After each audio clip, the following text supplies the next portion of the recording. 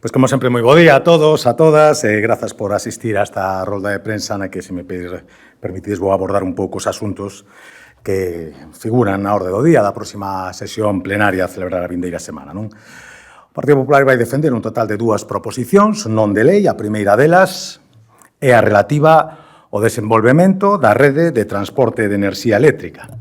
A nosa preocupación debe ser que as urxencias da industria galega seguen sen ser atendidas. Recentemente, o Goberno Central someteu a trámite de audiencia e información pública a proposta de planificación da rede de transporte de enerxía eléctrica para o horizonte 2030 e o seu estudio ambiental estratégico, un estudio no que constatamos a discriminación, unha vez máis, lamento que non sexa noticia, do Goberno de Pedro Sánchez a Galicia.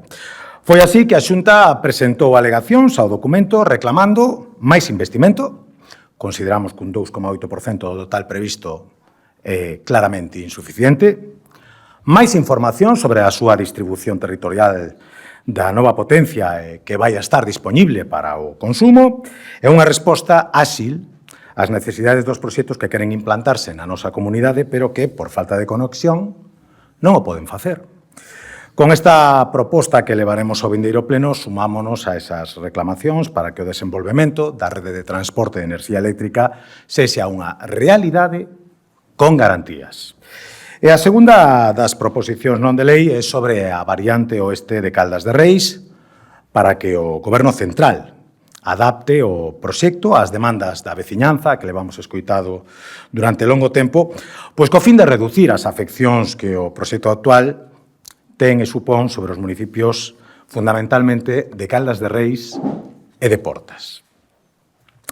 No relativo ao apartado das preguntas ao Goberno, este grupo vai se interesar pola recuperación das antigas instalacións da ETEA en Vigo, que, como saben, a Xunta pois está a cumprir os compromisos adquiridos coa cidade tanto no investimento como na planificación, pero non acontece o mesmo co Concello de Vigo nin co Consorcio de Zona Franca, que teñen paralizada a sinatura do convenio para o desenvolvemento do PS1, que é o viario principal que vertegra todo o ámbito da ETEA, así como as conexións das redes de servicio. Esta demora está a comprometer a planificación global da ETEA e impide avanzar na recuperación para a cidadanía deste espacio tan importante para o conxunto dos vigueses. Outra das cuestións que levaremos a pleno é o acordo acadado entre o Goberno de Alfonso Rueda e as organizacións agrarias sobre o acordo con Mercosur. Esta acción conxunta e consensuada supón unha posición firme de Galicia para trasladar tanto á Unión Europea como ao Goberno Central as peticións de Galicia, sin que, por certo, o Goberno Central siga a día de hoxe sin concretar que vai facer ante este novo escenario que se abre para protexer e impulsar o sector primario galego. Queremos garantías para o sector, queremos que se preserven en todo momento os intereses dos nosos gandeiros e dos nosos agricultores.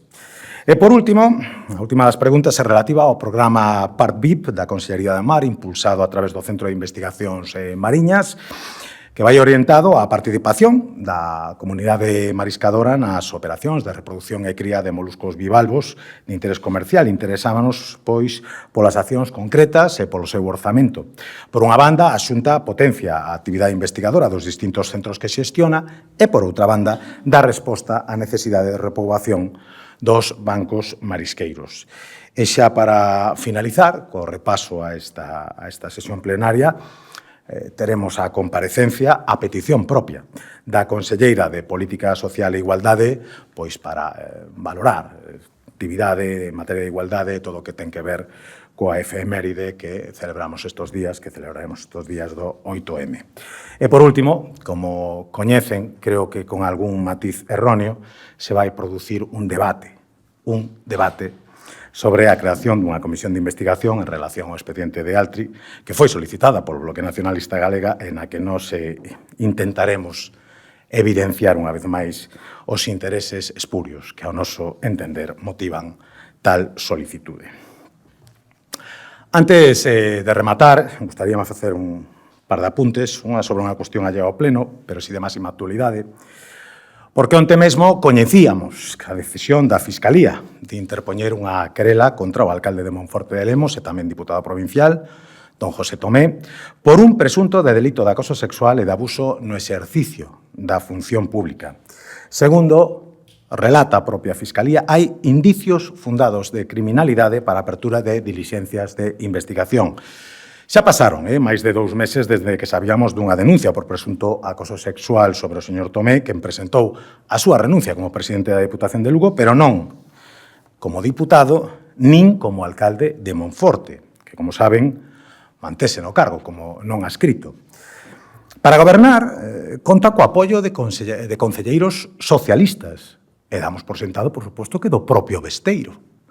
En este punto, e tras as últimas novas, gustaríamos saber que vai facer o PSOE e o BNG, agora que xa non poden dicir que non hai unha denuncia no ámbito xudicial. Haina. Existe.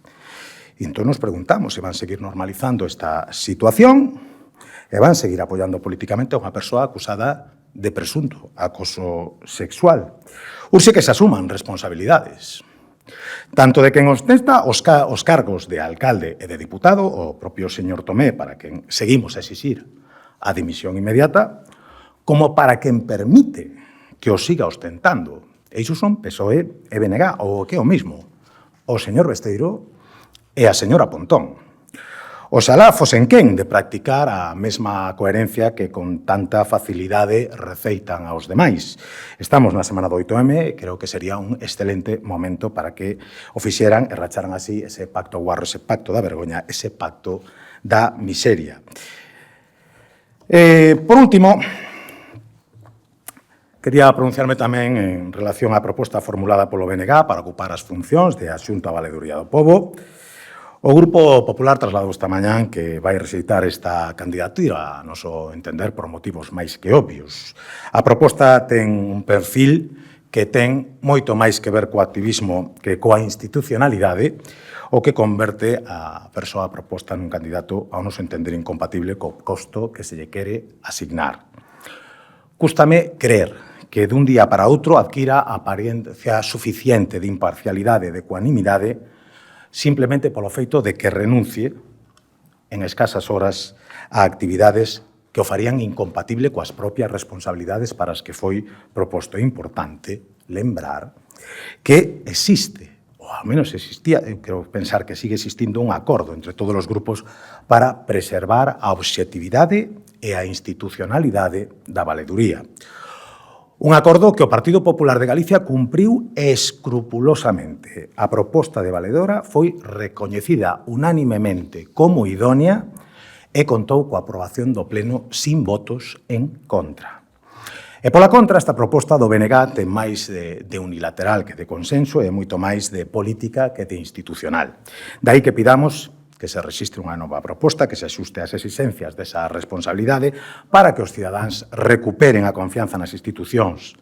Sería óptimo que ningún grupo intentase colonizalas. Dende logo, o Partido Popular de Galicia non o vai facer, pero tampouco vai permitir que se faga por forzas moi notorias. Polo tanto, nos facemos un chamado ao sentido común, á reflexión, e creemos que todavía estamos a tempo de reconducir unha situación para nós indeseada.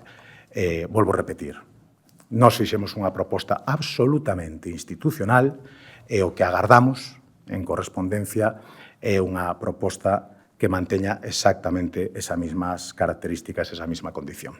E pola miña banda, máis nada, quedo a vosa disposición por se hai algunha pregunta sobre este ou calquera outro tema que querades formular.